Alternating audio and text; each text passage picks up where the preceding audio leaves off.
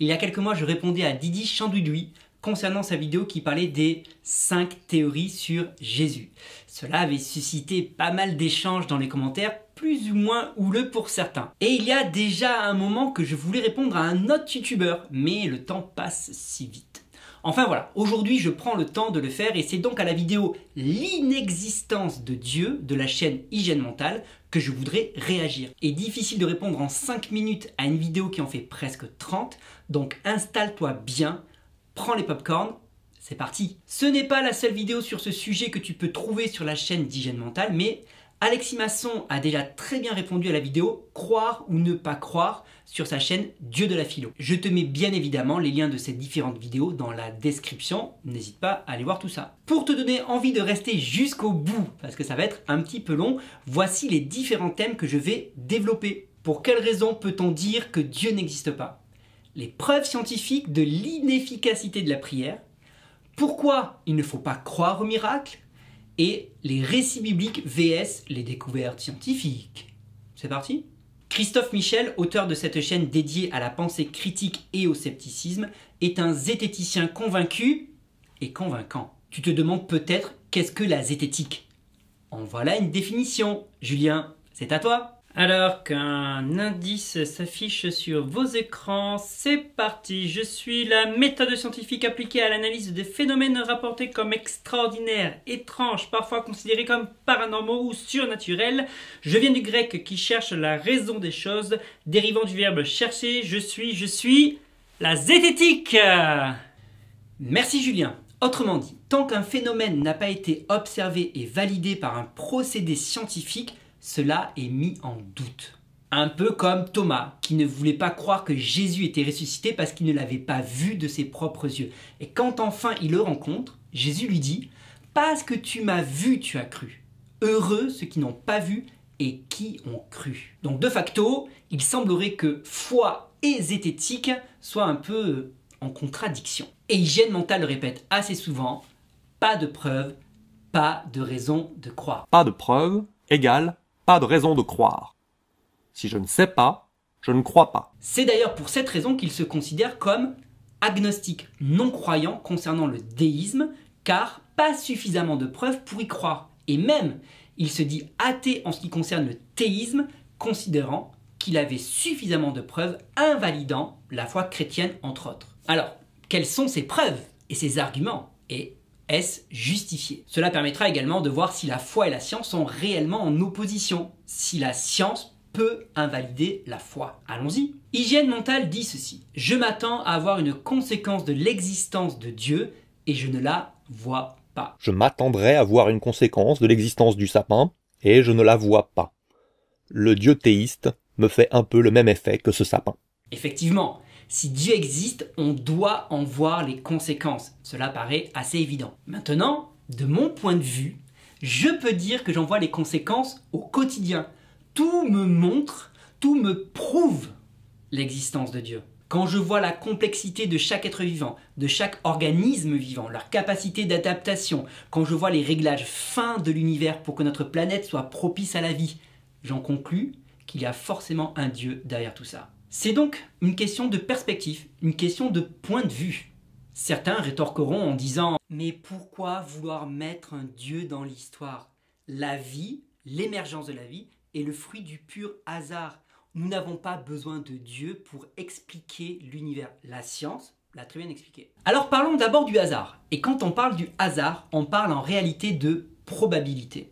Et la probabilité que notre univers ait les réglages aussi fins et précis que la science peut l'observer, réglages nécessaires pour l'émergence de la vie telle que nous la connaissons au passage, cette probabilité est la même qu'aurait un archer pour atteindre une cible de 1 cm² et cette cible serait placée à l'autre bout de l'univers. Je sais pas si tu arrives à visualiser le truc. Comment dire? En fait, cet archer, il aurait plus de chances de gagner au loto que d'atteindre sa cible. Si donc tu crois que l'émergence de la vie sur Terre est du pur hasard, je te conseille de commencer à jouer au loto. Ensuite, l'argument disant que la science a très bien expliqué la création de l'univers et l'apparition de la vie, donc mettre Dieu dans l'équation est inutile. Là, j'avoue que je ne comprends pas Pourquoi? Pourquoi le fait que la science explique un phénomène, cela rendrait l'existence de Dieu impossible? Prenons un exemple. Tous les matins, je me prépare du thé. Et pour cela, je mets de l'eau à bouillir dans ma bouilloire. Imaginons que tu arrives chez moi à ce moment-là. Tu entres dans la cuisine, tu vois l'eau bouillir dans la bouilloire et tu me poses cette question. Pourquoi le goût? Je peux alors répondre. Tu vois, il y a une résistance au fond de la bouilloire et celle-ci est branchée sur une prise électrique. Quand je mets en marche la bouilloire, le courant passe alors dans la résistance qui se met à chauffer. Et les molécules d'eau, au contact de cette résistance, vont commencer à s'agiter. Recevant de plus en plus d'énergie communiquée par la résistance, les molécules d'eau vont s'agiter de plus en plus jusqu'à ébullition. Ouh, je peux aussi répondre le goût parce que je vais me faire un thé. Tu en veux? Tu l'auras compris que les deux réponses sont justes, sont correctes. Et il n'y a pas une réponse qui en invalide une autre. Donc affirmer qu'il y a un Dieu qui a créé l'univers et tout ce qu'il contient n'est absolument pas incompatible ni contradictoire avec les découvertes et les observations scientifiques. En réalité, on s'aperçoit que la science est incapable de prouver l'inexistence de Dieu et que la foi n'est pas incompatible avec la science. La science au final ne dit pas grand-chose.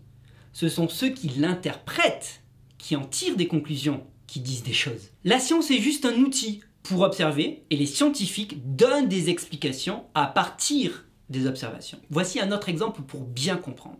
Imaginons que tu as un ami pêcheur et qu'il pêche toujours au filet. Mais voilà que les mailles de son filet font 2 cm. Ce qui veut dire qu'il ne pêchera jamais de poissons plus petits que 2 cm. Bah oui, ils vont passer forcément entre les mailles du filet. Et donc, ne pêchant jamais de poissons plus petits que 2 cm, il pourrait en conclure et te dire, dans l'océan, il n'existe pas de poissons plus petits que 2 cm, parce qu'il n'en a jamais pêché. La science est juste un filet jeté dans l'océan de la connaissance. Oh, c'est beau, oh, c'est profond ce que je raconte. Mais hygiène mentale ne dit pas vraiment le contraire sur ce point-là. Donc en réalité, l'opposition entre foi et science n'existe pas, mais c'est plutôt entre certains scientifiques athées utilisant la science pour défendre leur vision du monde et d'autres scientifiques croyants utilisant aussi la science pour défendre leur vision du monde qu'il y a une opposition. Si tu l'as bien compris, ce sont les visions du monde qui sont en opposition. Et à ce jeu-là, les gagnants seront ceux qui seront le plus relayés par les médias. Il faudrait alors parler de Richard Dawkins, du nouvel athéisme, du naturalisme, etc. Cela fera peut-être l'objet d'une autre vidéo, mais revenons sur les arguments d'hygiène mentale pour invalider le christianisme. Si Dieu existe, on devrait en voir des conséquences, et notamment au niveau de la prière. Si Dieu existe, alors il devrait entendre nos prières et on devrait avoir des réponses. Ça paraît aussi évident.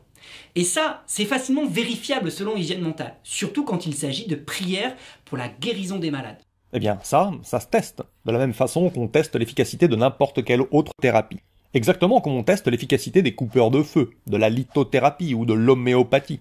Exactement comme on teste l'efficacité de tous les médicaments pharmaceutiques et de toutes les psychothérapies. On trouve effectivement plein d'études sur l'efficacité ou plutôt l'inefficacité de la prière, car les résultats sont désastreux.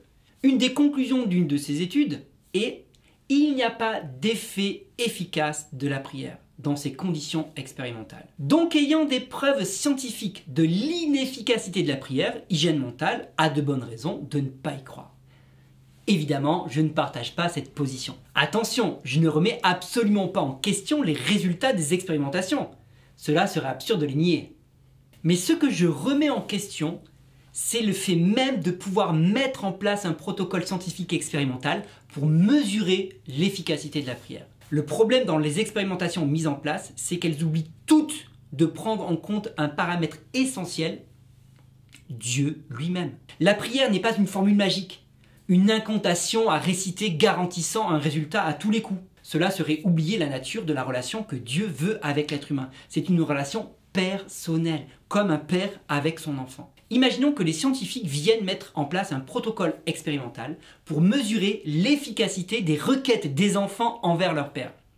Je doute fortement que l'on puisse tirer une quelconque conclusion d'une telle expérimentation si l'on oublie d'interroger le Père sur le pourquoi du refus, ou au contraire, pourquoi il a accordé ce qui était demandé. Mon fils, qui a un peu plus de 3 ans, aime tellement le lait chaud qu'il peut en demander à n'importe quel moment de la journée et de la nuit. Est-ce que je réponds systématiquement à sa demande? Non! Parce que ça dépend de l'heure à laquelle il demande, ça dépend de la dernière fois qu'il en a bu, du temps qu'il reste avant le repas, mais ça pourrait aussi dépendre de son état de santé, de sa tolérance au lactose, et ces critères vont évoluer, changer aussi en grandissant. Donc, tout un tas d'éléments que je connais, que je considère comme importants ou pas, mais que mon fils ne comprend pas forcément au moment où je lui refuse son lait chaud ou que je lui donne. Lui, il veut juste du lait chaud. Et si ma fille, âgée à peine de 1 mois, était capable de s'exprimer et me réclamer le même lait que son grand frère, ça serait un non catégorique. Non pas que je ne veuille pas la nourrir, mais parce que son organisme n'est pas encore capable de recevoir un tel lait. Et tout ça ne répond pas non plus à des règles précises et absolues de ma part. Parfois je vais dire non à mon fils parce que c'est l'heure de manger, que je préfère qu'il mange d'abord le repas qui a été préparé, mais parfois, pour d'autres raisons, je peux quand même lui donner, même si c'est l'heure du repas. Donc, je ne vois pas trop quel protocole expérimental pourrait être mis en place dans de telles circonstances pour mesurer l'efficacité des requêtes de mon fils concernant le lait chaud sans prendre en compte l'élément crucial, celui qui va répondre, à savoir moi, son père. Imaginons que mon fils, toujours âgé de 3 ans, me demande les clés de ma voiture parce qu'il veut aller au parc. Vous imaginez bien quelle sera ma réponse. Et ma réponse sera négative pendant de nombreuses années, jusqu'à ce qu'il ait le permis. Et le jour où il aura le permis, c'est pas sûr que je lui laisse ma voiture pour autant. En soi, sa demande est légitime. Il veut simplement un moyen de locomotion pour aller jouer au parc. Ce qui ne veut pas dire que je ne vais pas répondre à son désir d'aller au parc, mais pas par le moyen qui le demande. Si je comprends que Dieu veut avant tout une relation personnelle, comme un père avec son enfant, et pas être juste une machine à exaucer des prières, je peux comprendre aussi qu'il ne réponde pas systématiquement à mes prières, sans que j'en comprenne forcément les raisons, comme mon fils qui ne comprend pas toujours pourquoi je lui ai dit non. Il faut apprendre à faire confiance à Dieu et accepter de ne pas tout comprendre. J'ai bien peur qu'aucun protocole scientifique ne puisse affirmer que la prière est inefficace. Il y a beaucoup trop de paramètres qui nous échappent, dont le principal, celui qui va ou pas répondre à la prière, à savoir Dieu. On ne peut pas mettre Dieu dans une éprouvette. Si Dieu est bien réel, qu'il est l'auteur de toute la création, cela veut forcément dire qu'il est en dehors du temps, de l'espace et de la matière. Quel protocole scientifique pouvons-nous utiliser pour mesurer, éprouver un tel être? En fait, je pense que là, on est vraiment face à un cas où il est impossible d'avoir des preuves ni de l'existence, ni de l'inexistence. Il n'y a, par définition, aucun protocole expérimental qui me permettrait d'en savoir plus sur cette question. Ok, passons au prochain argument d'hygiène mentale. Ça va? T'es toujours là? Il parle ensuite des miracles, avec comme point principal le fait qu'en 40 ans, il n'y a eu que 8 guérisons non expliquées à Lourdes sur 6 millions de pèlerins par an. Déjà, c'est pas les chiffres que j'ai trouvés, mais plutôt 3 millions de pèlerins par an et 70 miracles reconnus par l'Église depuis 1858. J'avoue que ça reste pas beaucoup non plus, hein. Mais je suis moi-même surpris qu'il y ait eu autant de guérisons inexpliquées à Lourdes. Et je ne vois pas en quoi cela invalide la possibilité des miracles et encore moins la foi chrétienne. Hygiène mentale fait un raccourci hallucinant. Il mélange, confond plusieurs choses et prend ça comme argument de poids. Venant de quelqu'un qui s'est dit vouloir faire de l'hygiène mentale, de mettre en garde contre les mauvais raisonnements, apprendre à reconnaître de fausses informations, etc., je suis étonné qu'il fasse une telle erreur.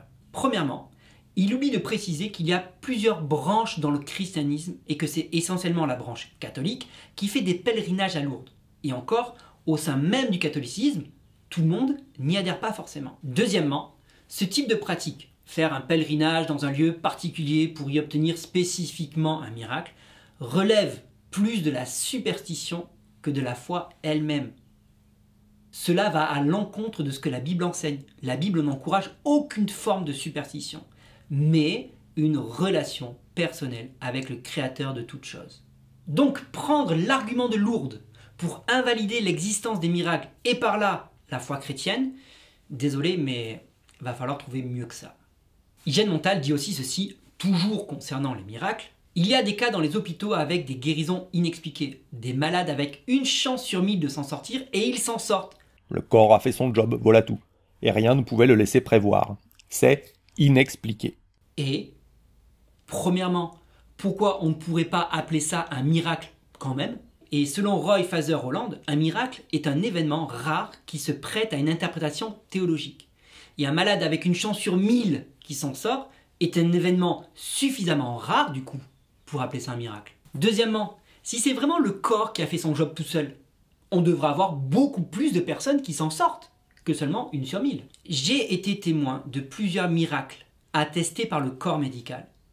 Et si Hygiène Mentale faisait une vraie investigation digne de ce nom, il en trouverait certainement. Je passe mon argument sur les apparitions, faisant encore référence essentiellement au catholicisme et ne pouvant pas être utilisé pour invalider la foi chrétienne dans son ensemble. Pour continuer avec des arguments un peu plus sérieux, Hygiène Mentale s'attaque à la Bible et nous explique pourquoi cela relève uniquement de la mythologie et donc pour quelles raisons on ne peut pas s'y fier et pour quelles raisons il est devenu athée concernant le christianisme. Il dit ceci: les affirmations scientifiques des livres saints sont très peu compatibles avec l'état des connaissances actuelles, mais en totale adéquation avec les conceptions très humaines qui étaient à la mode parmi les peuplades à l'origine de leur écriture.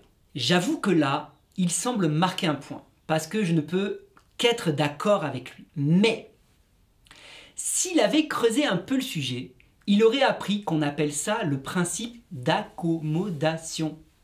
Principe d'accommodation. C'est-à-dire que Dieu s'est accommodé des connaissances des hommes au moment où ils ont écrit les différents livres de la Bible. Alors évidemment, on est en droit de se demander, si Dieu est omniscient, pourquoi n'a-t-il pas corrigé les erreurs? Pourquoi n'a-t-il pas révélé la réalité? Certainement parce qu'il ne l'a pas jugé nécessaire et que cela n'enlevait rien au message de fond. Pour reprendre l'exemple de mon fils. Aujourd'hui, avec la compréhension du monde qu'il a du haut de ses 3 ans et quelques, tout ce qui est dans un plat à tarte est une pizza. J'ai essayé de lui expliquer que parfois c'était pas de la pizza, mais de la quiche ou de la tarte, mais rien à faire. Il me regarde et me dit « Non, pizza, ok si tu veux, mais franchement, entre nous, qu'il appelle ça pizza, quiche ou tarte, ça m'est égal, tant qu'il mange. Et je sais qu'un jour, il sera capable de faire la différence. À l'heure actuelle, le plus important pour moi, c'est qu'il se nourrisse. Qu'importe le nom qu'il donne aux aliments. Et c'est ça le principe d'accommodation. Qu'importe la connaissance scientifique du moment, que l'homme croit que la Terre soit plate ou ronde, qu'il y ait un shéol en bas ou pas, qu'il y ait une voûte qui sépare le ciel et la terre ou pas. Ce qui est important au moment où Dieu se révèle à l'homme, c'est qu'il comprenne qu'il est le créateur de toutes choses. Qu'importe le nom et la compréhension qu'il a du monde à ce moment-là, le principe et le message de fond, lui, ne changent pas. La Bible nous apprend que Dieu a tout créé et qu'il est au-dessus de tout. Et ça, c'est toujours compatible avec les découvertes et les connaissances scientifiques actuelles et futures. Autre argument en défaveur de la Bible selon Hygiène Mentale. L'univers n'a pas été créé en 6 jours. Et ce n'est pas juste une question de temps, mais aussi d'ordre. Les observations scientifiques contredisent l'ordre d'apparition des différents éléments de la création selon Genèse 1. C'est vrai que c'est ce que disent beaucoup de chrétiens aujourd'hui pour justifier la création en 6 jours. Oui, mais en fait, les 6 jours peuvent être vus plutôt comme des périodes plus ou moins longues et pas des jours au sens littéral, pas des jours de 24 heures. Mais là où Hygiène Mentale réagit à juste titre, c'est en faisant remarquer « Ok, pourquoi pas pour les périodes, mais l'ordre n'est pas bon !» Donc il y a quand même un problème, une incompatibilité entre ce que la Bible raconte et ce que la science observe. En réalité, si on veut discréditer le premier chapitre de la Bible, on n'a même pas besoin de faire appel à la science. Il suffit de lire le chapitre 2 de la Genèse. L'ordre d'apparition au chapitre 2 est différent du chapitre 1. Dans le chapitre 1, l'homme est un peu le clou de la création, alors qu'au chapitre 2, il est créé avant le reste. Et les animaux vont même être créés pour qu'ils ne soient pas seuls. Voici ce que l'on peut lire dans Genèse au chapitre 2, verset 18. Le Seigneur Dieu se dit « Pour l'homme, ce n'est pas bon d'être seul. Je vais lui faire une aide qui lui convienne parfaitement. » Et verset 19. Avec de la terre, le Seigneur Dieu fait toutes sortes de bêtes sauvages et toutes sortes d'oiseaux. Donc on a bien l'inverse du chapitre 1. On a donc deux récits de la création, lequel choisir, lequel est le bon, sachant qu'aucun des deux n'est en adéquation avec les observations scientifiques actuelles. Franchement, tu ne pourrais pas t'y prendre mieux que ça si tu voulais écrire un ouvrage complètement fantaisiste. Contredire ce qui a été dit juste avant. Personnellement, quand j'y pense, je me dis, ça n'a pas de sens. Ça ne peut pas être juste. Regarde, ça s'est passé exactement comme ça en tout point et sans aucune erreur, quand tu as deux récits différents. Mais alors, comment comprendre la création selon la Bible? Déjà, il faut se rappeler le principe d'accommodation vu précédemment. Et d'autre part, il faut aussi se rappeler que vouloir réduire la Genèse à un livre scientifique n'est pas seulement scientifiquement étrange, c'est surtout passer à côté de la trajectoire théologique posée tout au long de la Bible. Parce que non, la Bible n'a pas vocation à apporter des révélations scientifiques, mais elle a pour vocation d'apporter une révélation théologique. Et c'est complètement différent. C'est donc le message spirituel qu'il faut retenir. Revenons tout de même sur Genèse 1 et voyons comment nous pouvons l'interpréter. Quel message y a-t-il dans le fond? Comme tout travail d'interprétation, il faut connaître le contexte, la culture ambiante et l'intention de l'auteur. Car un texte sorti de son contexte est un prétexte pour lui faire dire n'importe quoi. Essayer d'interpréter un texte écrit il y a plusieurs milliers d'années avec notre regard contemporain, c'est la garantie de se planter. Je vais essayer de ne pas être trop long, mais pour commencer, remettons la Genèse dans son contexte. L'écriture de ce livre est attribuée à Moïse, qui a fait sortir le peuple d'Égypte. Et le peuple hébreu, à qui ce livre est destiné, fut esclave environ 400 ans des Égyptiens, période durant laquelle Dieu semble être resté silencieux. Le peuple a donc baigné durant 400 ans dans la culture égyptienne, leurs croyances, leurs dieux, leurs mythes, etc. Et quand ils vont quitter l'Égypte, ils seront confrontés à la culture, aux croyances et aux dieux cananéens, eux-mêmes hérités en partie des croyances sumériennes et babyloniennes. Donc, un des objectifs de ce premier chapitre de la Genèse était de réagir et de remettre les points sur les i face aux mythes polythéistes auquel était confronté le peuple hébreu. Même si le récit de la création semble avoir pas mal de similitudes avec des textes babyloniens égyptiens, il y a en réalité de grandes différences. Par exemple, dans quasiment toutes les anciennes croyances, le soleil, la lune et les étoiles sont des dieux, alors que la Genèse rappelle que non, ce sont juste des créations. Comparant le texte d'Enuma Elish, racontant l'épopée babylonienne de la création du monde, avec le récit de la Genèse. D'après le texte d'Enuma Elish, il y a un panthéon de dieux, alors que la Genèse affirme qu'il n'y a qu'un seul Dieu. D'après Enuma Elish, le monde est le résultat de batailles entre dieux, alors que la Genèse affirme que Dieu a créé le monde par l'autorité de sa parole. Dans l'épopée babylonienne, le soleil et la lune et d'autres objets contrôlent le destin des hommes, ce qui au passage est toujours le cas aujourd'hui en astrologie. Alors que la Genèse affirme que le monde matériel n'est pas divin. Toujours d'après Enuma Elish, certaines structures physiques sont reliées à des dieux bons, d'autres à des dieux mauvais, alors que la Genèse affirme que toute la création est déclarée bonne. Enfin, selon l'épopée babylonienne, les hommes sont créés tout à la fin d'une bataille entre dieux rivaux à partir de la chair d'un dieu déchu, dégueulasse, pour être les esclaves des dieux. Alors que la Genèse affirme que Dieu a créé les hommes et les femmes à son image, comme point culminant de la création. Dieu leur a donné la responsabilité de dominer sur la terre. Rien à voir. Alors pour ceux qui taxent la Bible d'avoir copié les histoires sumériennes ou babyloniennes, il va falloir repasser, car l'objectif était plutôt de rétablir la vérité pour le peuple hébreu confronté à ses croyances. Voyons un autre objectif de ce premier chapitre. Dans les 10 commandements que Moïse va recevoir sur le mont Sinaï, il y a celui du Shabbat, instituant le 7e jour de la semaine comme jour de repos. En lisant la Bible, on s'aperçoit que c'est un commandement non négligeable qui est cher au cœur de Dieu. Et comme par hasard, qu'apprend-on dans le premier chapitre de la Genèse? Que Dieu a créé la terre en 6 jours et qu'il s'est reposé le 7e. Penses-tu que l'objectif était de dire « Regarde, ton Dieu est tellement puissant qu'il a créé la terre en 6 jours » ou plutôt de dire « Regarde, ton Dieu lui-même a pris un temps de repos le 7e jour, donc si lui l'a fait, toi aussi tu dois le faire. » Enfin, et ce n'est pas des moindres, il y a l'interprétation littéraire de ce premier chapitre. qu'il faut aussi prendre en compte. Regardons ça de plus près. N'oublions pas que le texte original est en hébreu et que certains éléments du coup peuvent nous échapper si on se contente à une traduction. Et justement, chose qui n'apparaît pas dans nos traductions, c'est la structure poétique et littéraire de ce texte. Les 2 premiers versets sont fondamentaux, car la suite repose sur la résolution de ceci. Voici ce qui est écrit. Verset 1. Au commencement, Dieu créa les cieux et la terre. Verset 2. La terre était informe et vide.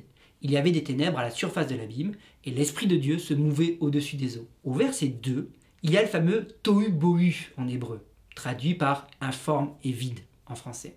Le cadre est donc posé. Verset 1, Dieu a créé les cieux et la terre.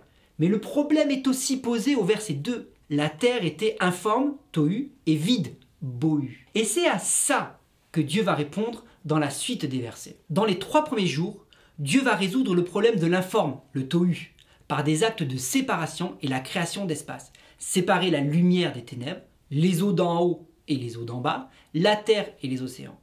Dans les 3 jours suivants, qu'il faut mettre en parallèle avec les 3 premiers jours, Dieu résout le problème du vide, le bohu, en remplissant les différents espaces créés les 3 premiers jours. Cela donne le schéma suivant.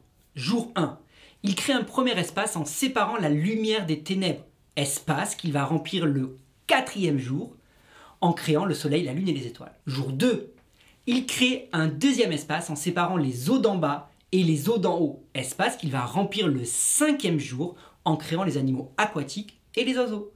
Jour 3, il crée un dernier espace en séparant la terre des océans, espace qu'il va remplir le 6e jour en créant les différentes espèces terrestres et bien sûr l'être humain. Comme tu peux le constater, il n'y a rien de scientifique dans toute cette description, parce que la Genèse n'a pas de vocation scientifique. Ceci devrait permettre de réconcilier les scientifiques avec la Bible, car il n'y a, au final, pas d'opposition entre les deux. Mais il y a une opposition entre la science et les mauvaises interprétations que l'on peut faire de la Bible. Et ça change tout.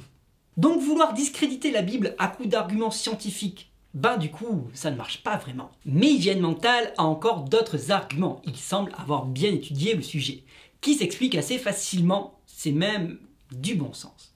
Il continue en disant « Pourquoi nous a-t-il pas parlé des virus ?»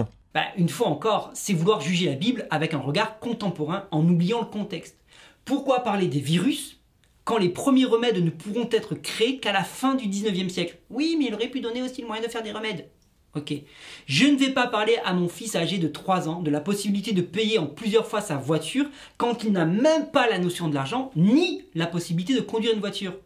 Est-ce que ça fait de moi un mauvais père ou un père qui serait malveillant? Non. Il continue en disant « Avec un Dieu bienveillant, je m'attendrais à des conseils efficaces, du genre « Lavez-vous bien les mains, évacuez vos ordures loin des habitations. » En fait, il y en a. Il y a ce type de recommandations. On trouve ça dans le Deutéronome, au chapitre 23 par exemple. Au verset 12, on peut lire « Tu auras un lieu hors du camp, et c'est là dehors que tu iras. Tu auras parmi ton bagage un instrument dont tu te serviras pour faire un creux et recouvrir tes excréments quand tu voudras aller dehors. Car l'Éternel, ton Dieu, marche au milieu de ton camp pour te protéger et pour livrer tes ennemis devant toi. Ton camp devra donc être saint, afin que l'Éternel ne voie chez toi rien d'impur et qu'il ne se détourne point de toi. » Là, je m'attendrais à des conseils folkloriques, du genre « Ne faites jamais, au grand jamais, cuire un agneau dans le lait de sa propre mère. » What?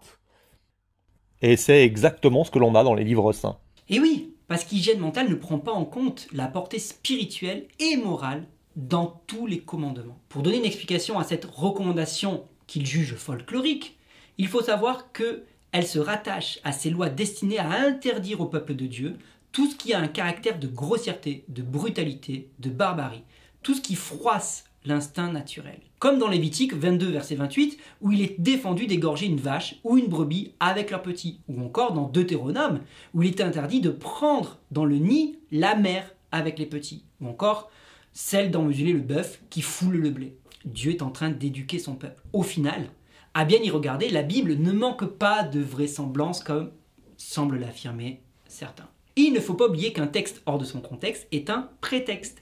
Et j'ai bien l'impression que c'est ce que fait Hygiène Mentale. Je termine avec ces derniers propos. Quand on veut indexer notre croyance au fait d'être rationnel, on ne peut qu'être dans la case « je crois en l'inexistence ». Sinon, on peut très bien privilégier la foi. On peut bien privilégier la foi. Ça veut dire quoi? Que la foi n'intervient forcément que quand les preuves sont insuffisantes? Ou pour pallier au manque de connaissances et de rationalité? Évidemment, je ne suis pas d'accord avec cela. La foi n'est pas une croyance aveugle. Pas du tout. Plus je lis la Bible, plus j'apprends à connaître Dieu, à comprendre qui il est, et plus ma foi en lui grandit. Car avoir la foi en quelqu'un, c'est avant tout lui faire confiance. En revanche, faire confiance à un inconnu, avoir une foi aveugle, sans connaissance, pour moi ce n'est plus de la foi, mais c'est de la folie. Ma foi n'est pas aveugle, elle ne manque pas de preuves, ni de connaissances, bien au contraire. Plus ma connaissance de Dieu grandit, plus ma foi grandit, ce qui est totalement rationnel. Pour conclure, Hygiène Mentale pose de bonnes questions, et il a raison de les poser. Merci de les avoir posées. Il a raison de mettre en doute certaines croyances. C'est important, c'est essentiel. Je regrette simplement qu'il n'ait pas été si rigoureux pour trouver les bonnes réponses comme le réclame sa discipline, la zététique. Il est resté à la surface quand un tel sujet demande à ce que l'on aille en profondeur. Si tu as regardé cette vidéo jusqu'au bout, j'espère qu'elle t'aura éclairé et apporté quelques réponses à tes questions. Si c'est le cas, dis-le moi dans les commentaires. Et bien sûr, je compte sur toi pour liker et partager.